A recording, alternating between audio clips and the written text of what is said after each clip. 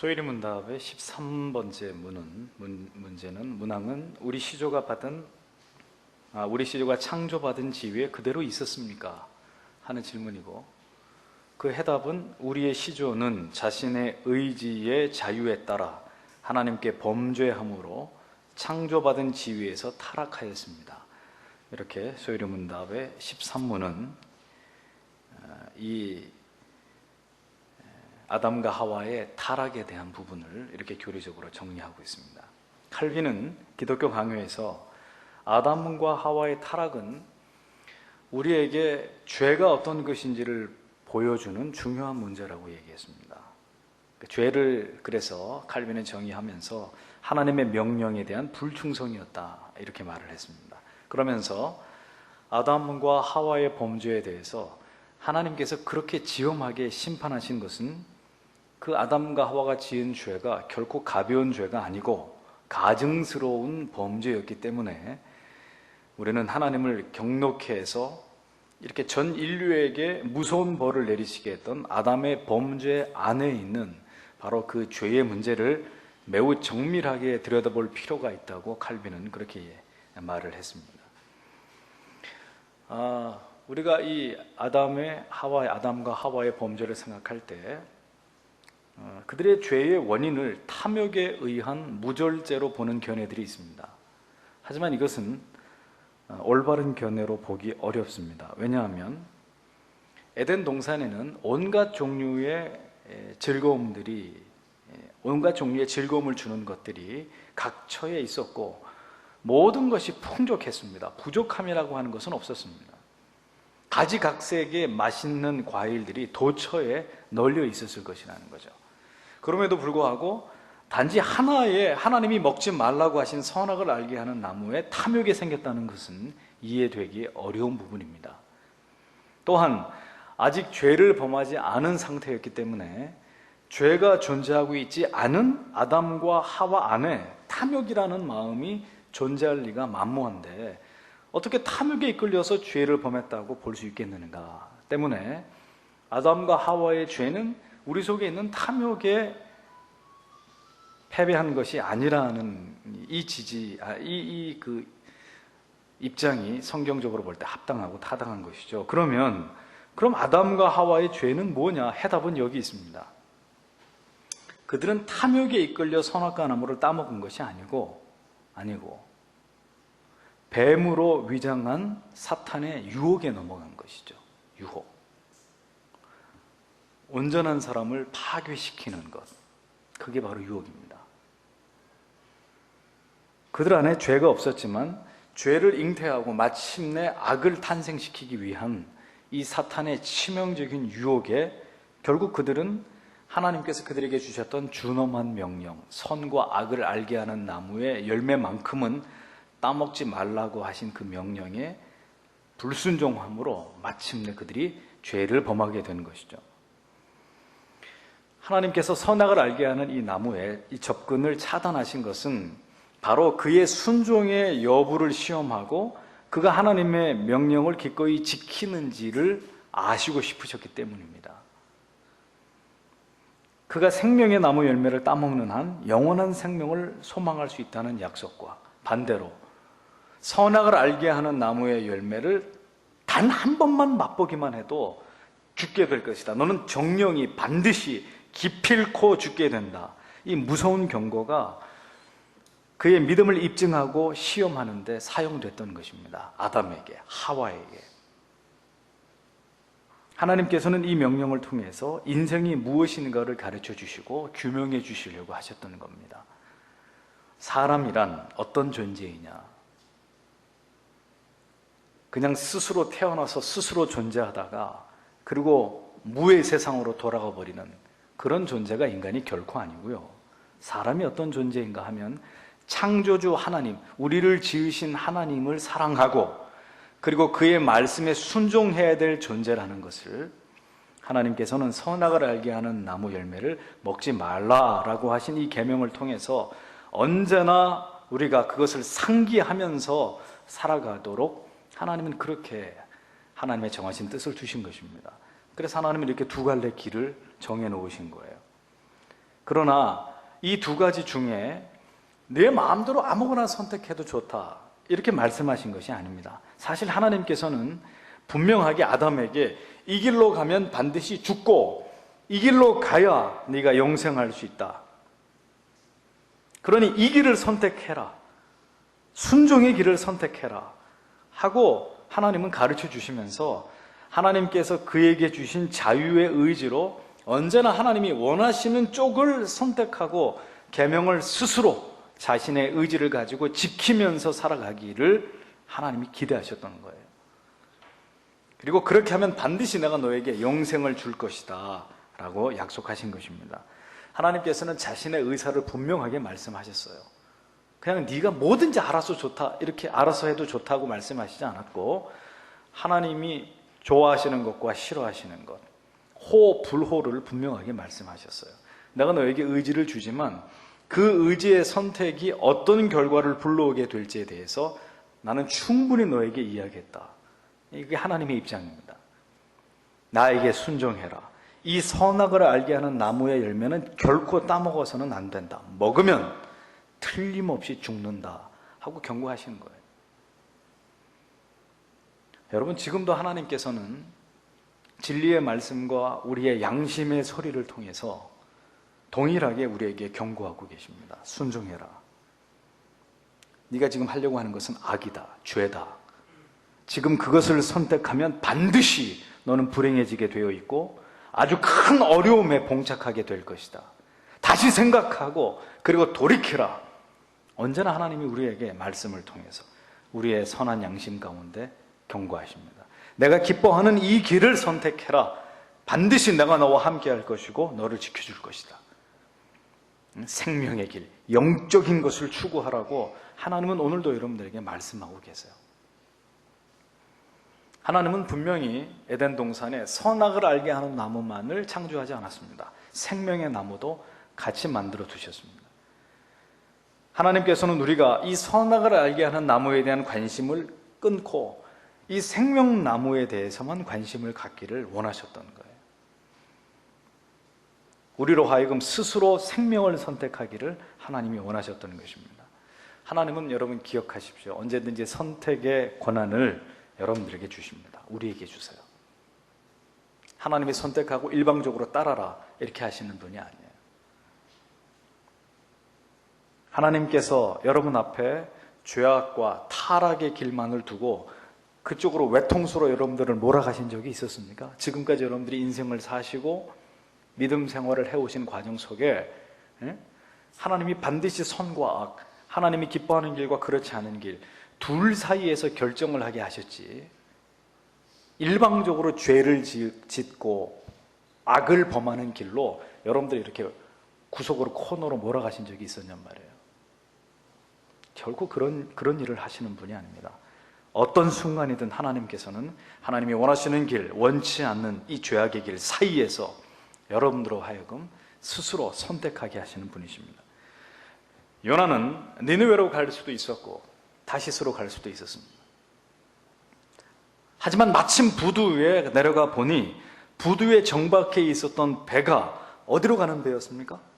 하나님은 니느웨로 가라고 말씀하셨는데 부두 위에 정박해 있는 배는 기가 막히게 다시스로 가는 배가 부두에 정박해 있었어요. 그는 그 다시스행 배를 보고 다시스를 선택하는 것입니다. 왜 하필 갈등하고 있었던 요나에게 그 요나 앞에 니느웨로 가는 배가 있었으면 아마도 요나가 그래, 니느웨로 가는 배가 있는 걸 보니 내가 순종하고 가라고 하는 게 확실한 주의 뜻인가 보다 했을 텐데 다시스로 가는 배가 부두에 정박해 있었다. 왜일까요? 왜 하필 갈등하고 있는 요나 앞에 다시스로 가는 배가 그 시간에 그 부두가에 정박해 있었을까요? 하나님께서는 그를 시험하고자 하신 겁니다. 여러분들이 하나님의 뜻을 버리고 여러분들 자신이 선택한 뜻을 가고자 할 때 의외로 모든 일이 잘 풀릴 수 있습니다. 잘 풀릴 수 있어요. 하지만 착각하지 마세요. 그것이 하나님의 뜻이기 때문에 잘 풀리고 있는 것이 아닙니다. 집을 떠난 탕자의 앞길을 누가 가로막은 적이 있나요? 성경에 아버지 재산을 다 상속받아서 그리고 그 길로 문을 박차고 떠나는 탕자를 누가 붙들고 막았다는 기록을 보신 적이 있습니까? 너 이러는 거 아니다. 응? 네가 아버지의 가슴에 대못을 받고 네가 지금 제정신이냐? 하고 그를 제재하고 설득하고 아버지의 집으로 다시 돌아가도록 그리고 아버지에게 가서 용서를 구하라고 권면한 친구가 나옵니까? 성경에? 먹고 마시고 함께 탕진하는 벗들만이 있었을 뿐이었습니다. 그러므로 성도 여러분, 신앙은 선택입니다. 여러분들이 예수를 믿는 사람이 되고 하나님의 자녀가 된 것은 그분의 선택이었습니다. 오해하지 마세요. 여러분들이 선택해서 신자가 된 건 아니죠. 그 얘기를 하는 구원이 선택이라는 말이 아닙니다. 여러분들이 신앙이 선택이라는 거예요.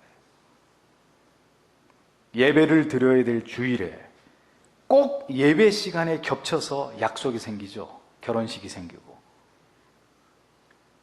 왜 이런 일들이 공교롭게 겹치는 것일까요? 꼭 손님이 오고. 하나님께서 여러분들의 의지의 결정을 보고자 하시는 거예요. 하나님이 여러분들에게 자유를 주셨습니다. 의지를 주셨습니다. 하나님이 자유와 의지를 여러분들에게 주셨다는 것에 대해서 두려워해야 돼요. 차라리 그분이 시키는 대로 꼭두각시처럼 가 그러면 가고 와 그러면 오고 먹어 그러면 먹고 먹지 말라 그러면 먹지 않고 그 의지가 우리에게 있지 않고 하나님께 있으면 사실은 우리가 더 지금보다 훨씬 더 우리가 하나님을 신앙하는 것이 편했을 수도 있어요. 하지만 하나님이 그 의지를 다 우리에게 주셨다는 건 뭡니까? 여러분들의 의지, 여러분들의 결정을 그분이 보고 싶어 하신다는 거예요. 하나님께서는 우리의 지성과 의지로 세상이 아닌 육적인 것이 아닌 나의 쾌락과 즐거움과 유익과 세상에서의 원만한 관계가 아닌 하나님을 영적인 것을 영적인 신령한 기쁨과 하나님과의 영적인 관계와 그리고 거룩한 신앙의 의무들을 언제나 선택하기를 원하고 계십니다. 잊지 마세요. 하나님이 그걸 원하고 계신다고요. 여러분들에게서. 그럼에도 불구하고 하나님은 이 모든 것을 하나님 마음대로 우리를 조정해서 일방적으로 끌고 가려고 하지 않으시고 이 모든 것을 여러분들의 선택에 맡겨두신 거예요. 우리가 잊지 않아야 될 것이 무엇입니까? 아담과 하와는 무엇을 선택하든 그들의 의지로 하나님의 뜻을 어기고 죽음에 이를 수도 있었고 순종해서 생명에 이를 수도 있었다는 이 진리를 외면해서는 안 되는 거예요. 그리고 이 진리를 깨달았다면 즉시 우리의 삶에 이 중대한 진리를 대입하고 적용해서 살아야 됩니다. 어떤 경우에도 내 의지가 아닌데 죄를 지었다는 말이나 내 의지가 아닌데 하나님께서 일방적으로 이렇게 나를 몰아가셔서 내가 이렇게 할 수밖에 없었다는 이런 궤변을 늘어놓거나 하나님을 원망하는 일은 하나님께 절대로 통하지 않아요. 통하지 않아요. 모든 나의 선택의 결과이지 하나님의 뜻과는 무관한 일이었다는 것을 부정해서는 안 되는 것입니다. 인간은 이렇게 자신의 의지로 순종을 할 수도 불순종을 할 수도 있는 존재로 지음을 받았습니다. 순전히 자신만의 의지로 순종을 하든지 불순종을 하든지 하나님께서는 그러한 존재로 인간을 만드셨습니다. 다만 하나님께서는 인간으로 하여금 거룩한 창조주 하나님께서 나는 언제든지 즐겨 복종할 것이다 라고 스스로 언제나 마음 먹고 자기가 즐거운 마음으로 자원해서 하나님께 복종하면서 살아가는 것을 우리에게 원하셨던 거예요. 하나님께서 선악을 알게 하는 나무를 먹지 말라고 명령하신 이유가 무엇일까요? 그것은 얼마든지 인간 스스로의 의지로 이 명령에 순종할 수 있다는 것을 아셨기 때문입니다. 아담이 지키지 못하고 그냥 간단하게 이 계명을 어길 것 같았으면 하나님께서는 이런 명령을 하실 아무런 이유가 없어요. 명령이 떨어지자마자 저놈이 가서 따먹을 거, 하나님이 그렇게 생각하셨다면 이런 명령을 하실 까닭이 없는 거죠. 자신의 의지를 통한 분명한 결정과 그에 따른 행동에 대한 분명한 책임이 부여되는 것이 아니었다면 아담과 하와는 선악과 나무를 따먹은 후에 풀숲에 들어가가지고 자신을 가리우고 하나님의 낯을 피할 이유가 없었단 말이에요. 왜 자신들에게 부여되어 있었던 자유를 스스로 속박하고 스스로 숨어버렸을까요? 왜 그랬을까요? 누가 그들을 숨어있게 만든 것일까요? 바로 그들의 양심입니다. 양심. 죄를 선택한, 불순종을 선택한 이후에 그들에게 생겨난 양심의 가책, 죄에 대한 책임감, 이 영원히 이전에 그들이 누리던 자유로움의 자리에서 그들의 죄가 그들을 영원히 추방시켜버린 거예요. 그들은 창조된 이후에 최초로 부끄러움이라는 것을 느끼게 됩니다.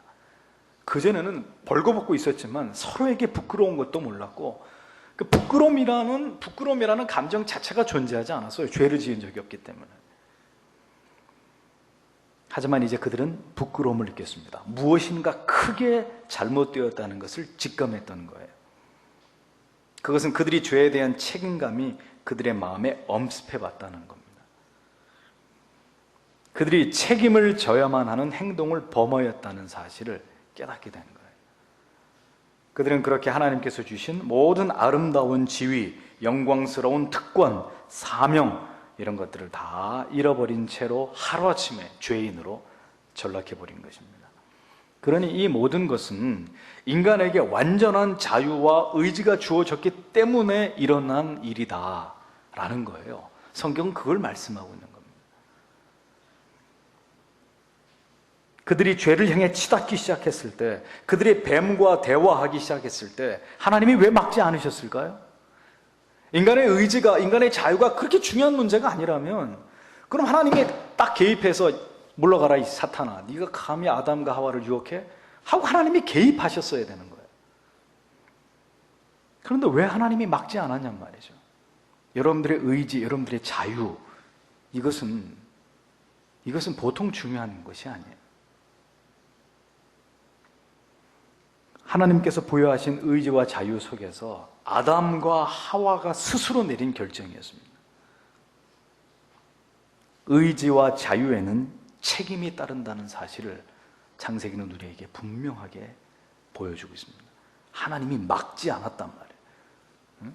마귀야 입 닥쳐라, 유혹하지 마라 하고 쫓아주시지 않았어요. 하나님은 가만히 그날 그 에덴 동산에서 하와와 뱀이 나누고 있는 대화, 그리고 하와가 손을 뻗어서 그 열매를 따먹고, 그리고 남편에게까지 그것을 먹이시는 그 모든 과정에 그분은 개입하지 않았습니다. 의지와 자유에는 책임이 따르는 거예요.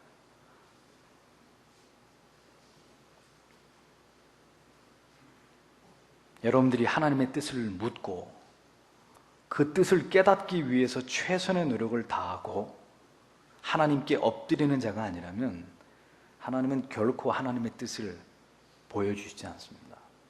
보여줘도 깨닫지 못할 것이고 순종하지 않을 거라는 걸 아시기 때문에 하나님은 순종할 준비가 되어 있는 사람에게 말씀하십니다. 지금도 죄와 유혹을 향해서 어리석게도 여러분들이 마음을 먹고 은혜의 자리에서, 신앙의 자리에서 미끄러지기 시작할 때 그것이 여러분들의 고의며 의지의 선택이라면 하나님은 절대로 막지 않아요. 절대로 막지 않으세요. 시험해 보세요. 마음대로 강팍해지도록, 마음대로 신앙 다 까먹도록, 하나님과 멀어지도록 여러분들에게 그 자유와 의지를 아직도 그대로 하와에게, 아담에게 허용하셨듯이 오늘 여러분들에게도 동일하게 허용하고 계시는 분입니다. 다만 그 모든 책임은 누가 지는 거죠? 여러분들이 지시는 거예요. 아담과 하와의 타락 이후에 죄는 급격히 확대되면서 증가되기 시작합니다. 아담은 하와에게 책임을 전가하고 심지어 하나님을 원망하는 죄를 이어서 계속 범하기 시작합니다. 우리가 지금 우리의 의지로 죄를 범했다는 것을 어떻게 합니까? 어떻게 느낄 수 있습니까? 어떻게 느낄 수 있어요? 우리에게 견딜 수 없는 가책이 찾아오기 때문에 우리가 느끼는 거예요. 나의 말과 행동이 하나님 앞에서 잘못되었음을 느끼게 우리는 우리의 의지와 행동의 결과에 대해서 부끄러움을 느끼게 되어 있는 거예요. 하나님이 그렇게 만들어 놓으셨어요. 마음의 평강은 깨어져 버리고 하나님과의 관계는 급격히 소원해지고 은혜와 영적인 신령한 것에 대한 여러분들의 영혼의 반응이 둔감해지는 거예요. 그게 여러분 안에 느껴지실 거예요. 무엇이 잘못되었다는 것을 직감하게 되는 거예요. 이게 뭐가 잘못됐구나. 뭔가 지금 문제가 생겼구나.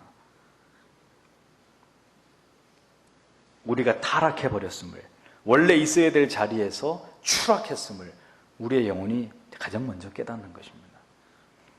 마귀는 이때 이제 마귀가 그렇게 해서 그것을 깨닫게 됐을 때 마귀는 그걸 알아요. 우리가 죄를 범했을 때 즉각적으로 우리 안에 일어나는 죄책이 내가 죄를 범했다는 것을 깨닫게 해준다는 것을 마귀가 알고 있습니다. 그래서 이때를 또 놓칠세라 마귀가 우리에게 개입을 합니다. 그러면서 마귀가 이때 다시 우리의 마음에서 어떤 작용을 하느냐, 우리 안에 일어나는 양심의 가책까지도 마귀가 무마시켜버리는 거예요. 네? 마귀가 하는 얘기를 들어보세요. 그거 죄 아니야. 죄 아니야. 너만 그렇게 살아? 다 그렇게 살아. 너만 그렇게 믿는 거 아니야? 다른 사람들도 다 그렇게 믿어. 대충대충 얼렁뚱땅. 순식간에 마귀는 우리의 마음에 들어와서 그 양심의 가책을 받고 있는 우리의 마음을 이렇게 해체시켜버리는 거예요. 정당화시키고 합리화시키면서 양심에 빗발치는 가책을 모두 다 돌려세워버립니다. 자, 이제 이런 일들이 반복될 때 한 사람의 영혼은 깊은 어두움 속에 던져지게 되는 거예요. 영적인 깊은 침륜에 빠져서 영적인 죽음의 상태까지 이르게 되는 것입니다. 이러한 모든 돌이킴의 자각이 없다는 것은 그 사람이 바로 하나님 앞에 유기된 자녀라는 것을 보여주는 거예요. 여러분들이 아무리 죄를 지어도 가책이 전혀 느껴지지 않는다. 버림받은 자녀라는 것을 말씀하고 있는 거예요. 인간의 모든 죄와 타락은 이렇게 그 스스로의 결단과 의지와 행동에 의해서 지금도 자행되고 있습니다. 선택의 순간에서 하나님이 기뻐하시는 것을 선택할 수 있는 충분한 여유와 시간과 기회가 있었음에도 불구하고 아담 이래로 지금까지 인간은 자신의 의지로 선을 추구하고 선택하는 것이 아니라 악을, 영적인 것을 선택하는 것이 아니라 육적인 것을, 하나님과 진리를 추구하고자 하는 노력과 대가와 희생과 고난을 선택하는 것이 아니라 게으름과 나태함과 자기를 사랑하는 쪽을 선택하면서 살아가고 있습니다. 순종과 사랑과 용서와 하나됨을 추구하는 것이 아니라 불순종과 이간과 분리와 혐오와 증오와 분열을 선택하면서 살아가고 있는 거예요.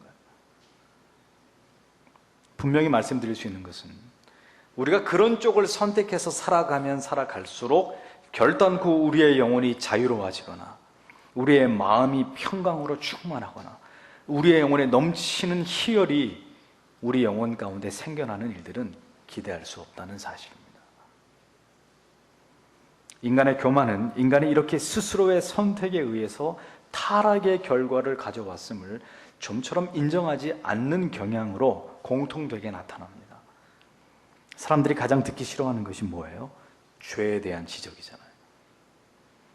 죄에 대한 통렬한 지적, 인간의 실존과 범죄한 자아에 대한 고발, 그 앞에서는 도무지 피할 곳이 없기 때문에 우리 한사코 그런 것들을 우리가 거부하는 거예요. 모든 것을 인정하고 받아들일 것이냐의 문제 앞에서 인간은 모든 것을 받아들이고 자인하는 쪽이 아니라 지금도 부정하고 변명하고 오히려 원망하는 쪽을 더 많이 선택하고 있는 것을 우리가 보게 된다는 것입니다. 우리의 의지와 자유를 통해서 우리는 하나님을 추구하고 거룩하고 순결한 삶, 가치 있는 영적인 삶을 선택하는 것이 아니라 오늘도 이 모든 것들을 부정하고 자신을 굳게 지키면서 하나님을 떠나서도 자기의 뜻과 삶의 번영과 형통을 이루겠다는 쪽을 더 굳게 붙들고 살아가고 있는 것입니다. 그러한 삶에서 우리가 얻을 수 있는 것이 무엇일까요? 더 한층 우리의 영혼은 양심의 고발로 만신창이가 되고, 그리고 죄책감과 정죄감에 늘 무겁게 짓눌리는 그런 고통을 계속해서 지고 가야 되는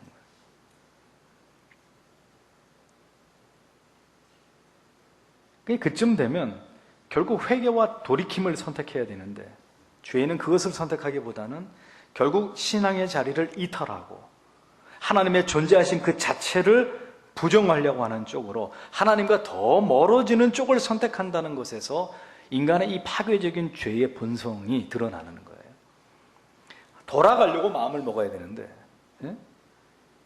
그 시간이 길어지면 이제 하나님 자체가 짜증나고 신앙 자체의 권태를 느끼면서 그냥 잊고 살아가고 싶어 하는 거예요. 하나님, 예수, 교회, 기독교, 내 인생에서 그만 사라져버려라 하고 그냥 삭제시켜 보려고 하는 거죠.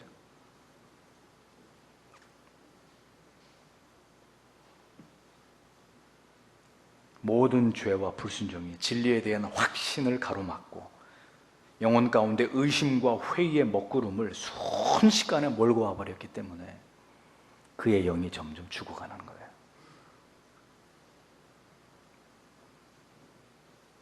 죄를 선택하면서 죄악된 길을 걸어가는 사람이 좀처럼 그 죄악으로부터 돌이키지 못하는 것은 이미 죄악을 선택함에 있어서 길들여져 버린 자신의 타락한 의지의 무력함 때문입니다. 죄를 선택하면 선택할수록 놀라운 일이 벌어집니다. 그건 뭘까요? 그 죄에서 벗어나고자 하는 의지까지도 같이 소멸된다는 거예요. 의지는 기억하십시오. 길들여집니다. 여러분들이 진리와 영적인 것, 아름답고 선한 것을 향해 길들여지시든지, 아니면 악하고 더럽고 탐욕적이고 이기적인 쾌락적이고 육적이고 이런 것들에 길들여지든지, 결국 길들여진 의지가 한 사람의 영혼을 지배하고 행동을 지배하고 삶을 지배하고 그의 영혼의 문제를 지배해버리게 되는 거예요. 하나님의 은혜를 통해서 그 자신의 전면적인 돌이킴으로 죄악을 향한 모든 의지를 분쇄하고 다시 영적인 삶, 거룩한 삶을 향해 회귀하려고 하는 거룩한 의지를 발현시키기 위해서 정말 죽기를 각오하고 결단하고자 하는 그런 결의가 없다면 누구도 진리를 뿌리치고 죄를 향해 치우치고 죄를 결정하고 죄를 향해 나아가려고 하는 우리의 영혼의 이 자유분방함의 족쇄를 채울 길은 묘연하다는 것을 알아야 됩니다. 그러므로 여러분, 우리 자신을 기만하지 마세요.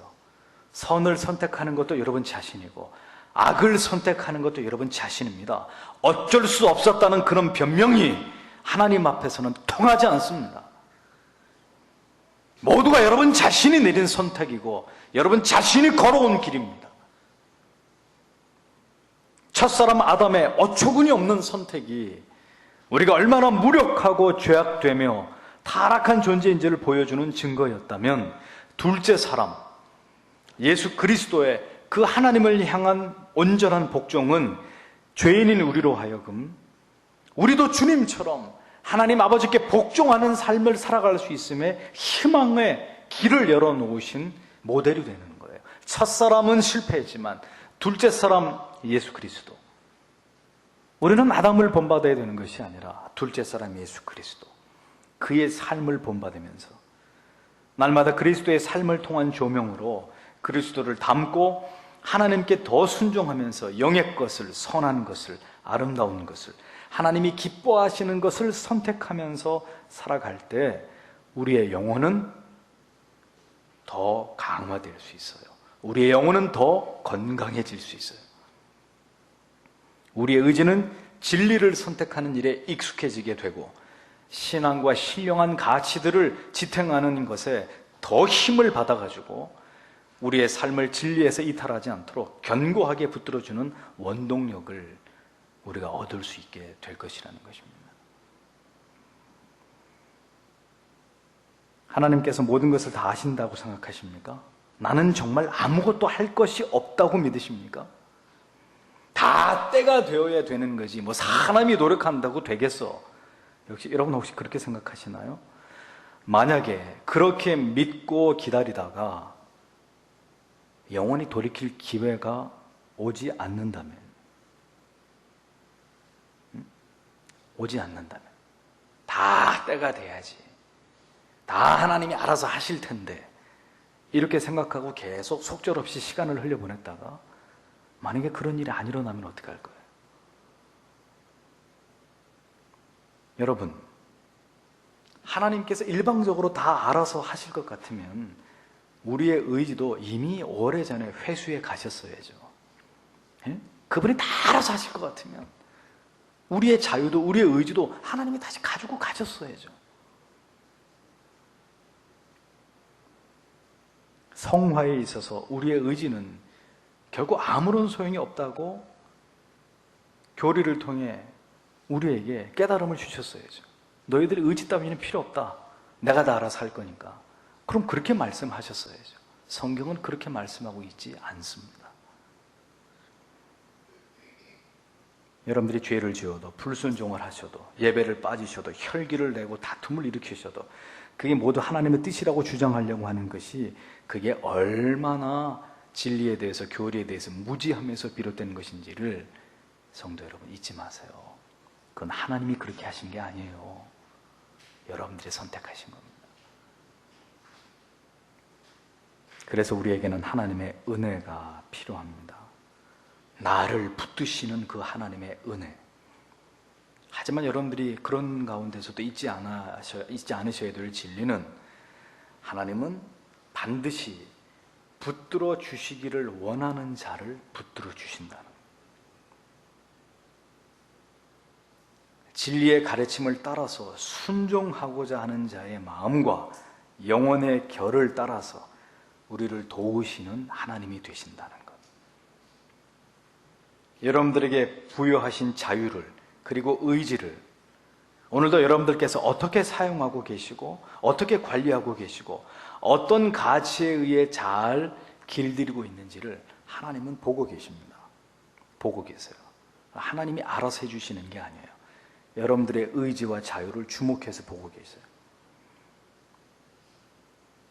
예수 그리스도께서 보여주신 삶이 바로 우리의 삶의 길잡이이고 이정표가 되는 것입니다.